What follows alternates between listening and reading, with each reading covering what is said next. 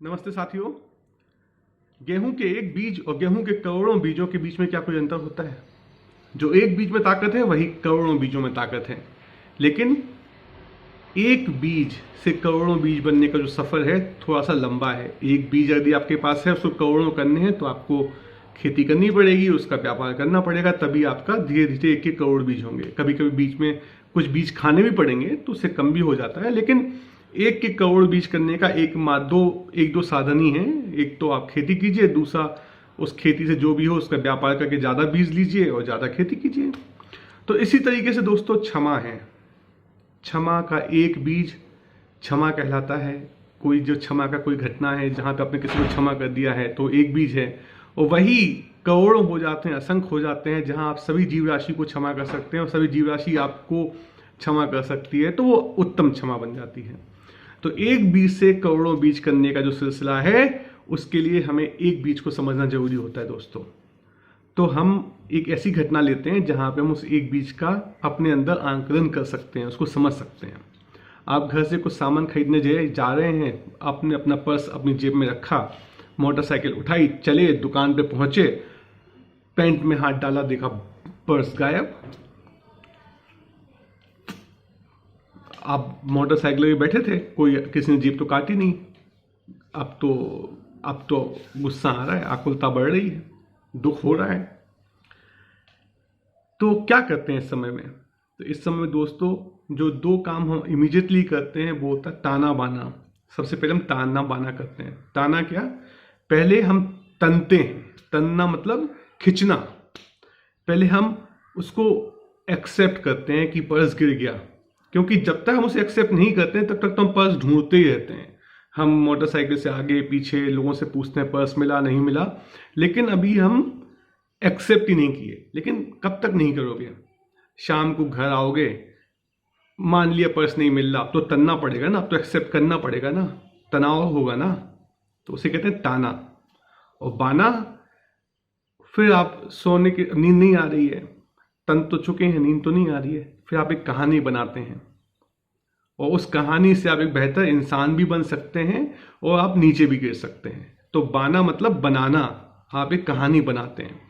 आप कहानी में बनाते हो कि मेरी किस्मत खराब है, मेरे साथ तो ऐसे ही हमेशा होता है। लेकिन जब भी आप ऐसी कहानी बनाते हो जहां पे आप दोषारोपण कर रहे हो, तो आप थोड़ा कमतर बनते हो। आप जो कहानी बनाई वो आपको नीचे ले जाती है। और जब आप उसको बेहतर कहानी बनाते हो, चलिए जिसको मिला होगा उसका भला होगा, उसके घर में किसी की हेल्प हो जाएगी, भगवान उसको खुशियाँ देना, मुझे शक्ति देना कि मैं और पैसे कमा सकूं, मुझे शक्ति देना कि मुझे छोटी सी राशि को गिरने का दुख ना हो सकता है मैंने कोई पुरानी गलत कमाई की है, अब मैं वो गलत कमाई नहीं करूंगा, क्योंकि गलत कमाई की थी इसलिए पर्स गिर गया। तो जब आप इस तरह की कहानियां बुनते हैं तो बेहतर बनते हैं। तो बाने की जो प्रोसेस है उसमें आप बना के या तो नीचे जा सकते हो या फिर ऊपर जा सकते हो। ठीक है, आपने ताना बाना कर लिया, सो गए, दुख तो है, और वो दुख दोस्तों धीरे धीरे ही जाता है। जैसे हम बोलते हैं धीरज रखना, धैर्य रखना, चीज़ों को समय देना। और जब हम वो समय देते हैं तो वो अल्टीमेटली 5-6 दिन बाद, 1-2 महीने बाद, डिपेंड करता है कि कितने पैसे गिरे थे, हम अंत में अपने आप को माफ कर देते हैं, उस चीज़ को भूल जाते हैं। ये हुआ एक बीज जिसमें ताना बाना और धैर्य मिला के हमने अपने आप को क्षमा कर पाए, अपने अंदर के क्रोध को कम कर पाए, अपनी आकुलता कम कर पाए। अभी इस कहानी के को थोड़ा बड़ा करते हैं। मान लीजिए यही घटना, आपने अपने बच्चे को पैसे दे दिए कि चलो बेटा दुकान पे जाकर कुछ सामान खरीदना है, पैसे संभाल के रखना, मेरे पास जेब नहीं है, तुम रख लो। और इस दूसरी घटना में पैसे बच्चे की जेब से गिर जाते हैं। अब क्या करोगे? ताना बाना में तो थोड़ा कहानी लंबी लग गई थोड़ी सी, क्योंकि अब इसमें कोई और जुड़ गया जिसको आप पूरी तरीके से, जितना आप खुद को समझते हैं उतना उसको नहीं समझ पाते हैं। तो आप क्या करते हैं? फिर तनते बुनते हैं, और इसमें थोड़ी मुश्किल बढ़ी जाती है, क्योंकि अब आप बच्चे पे दोषारोपण भी कर लेते हो, और जब बच्चे पे दोषारोपण करते हो, दोषारोपण तो आपको नीचे लेके जाता है।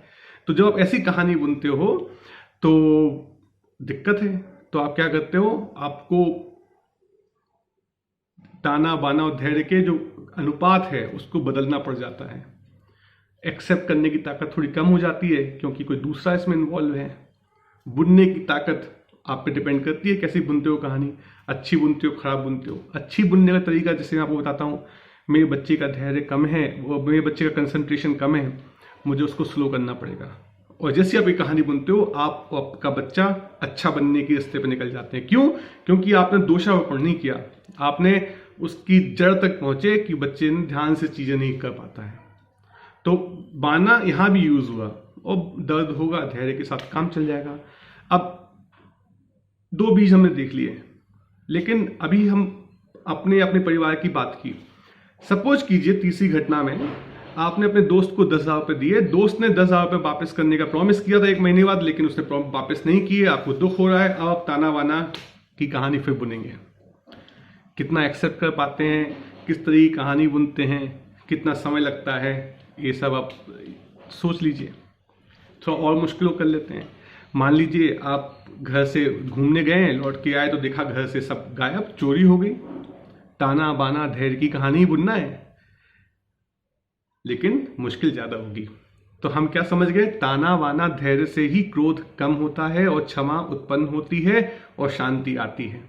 तो ताना बाना और धैर्य कैसे बढ़ाएं, बहुत सिंपल सा तरीका है। कैसे अच्छा करें, बहुत सिंपल सा तरीका है, लेकिन इसका उपयोग समझ लेते हैं। ताना हम तब उपयोग करते हैं जब चीजें हमारे कंट्रोल में ज्यादा होती है, हमारी समझ ज्यादा होती है। और धैर्य का उपयोग हम तब करते हैं जब चीजें हमारे कंट्रोल में कम होती है और हमारी समझ कम होती है।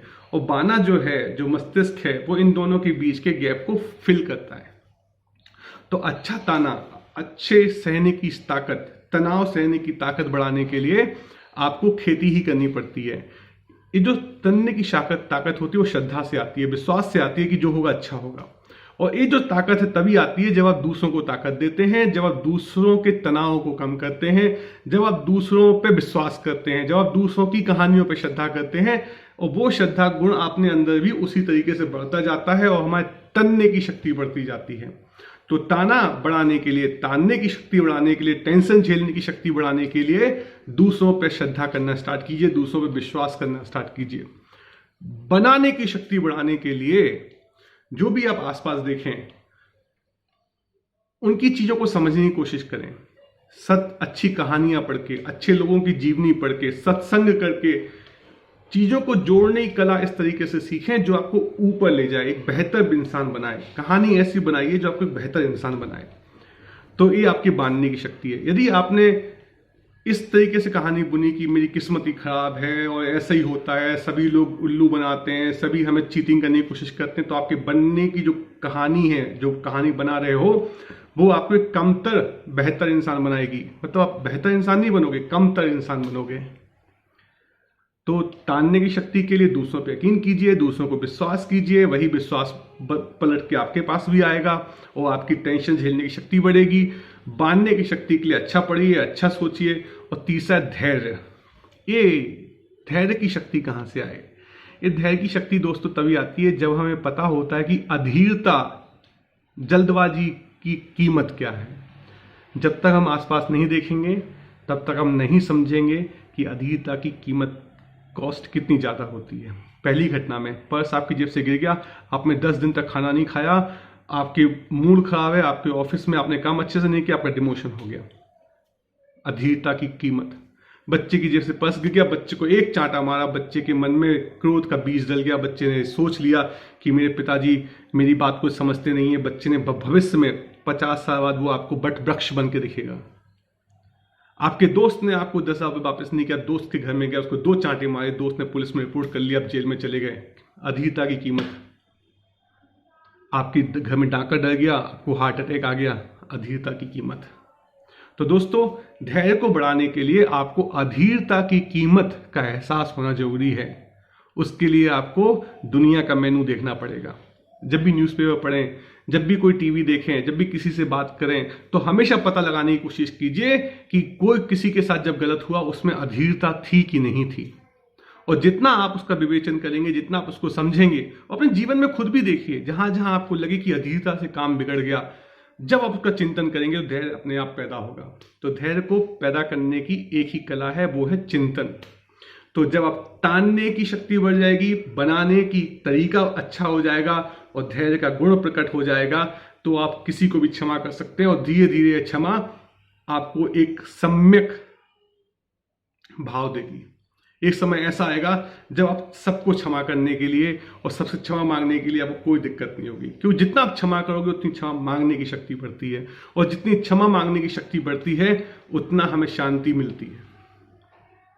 तो 3 तरीके दोस्तों, ताना बाना और धैर्य, याद रखिए, खेती कीजिए, इसकी हर दिन प्रैक्टिस कीजिए, और देखिए एक बीज के करोड़ों बीज होते हुए चेतना की जमीन में टाइम नहीं लगता।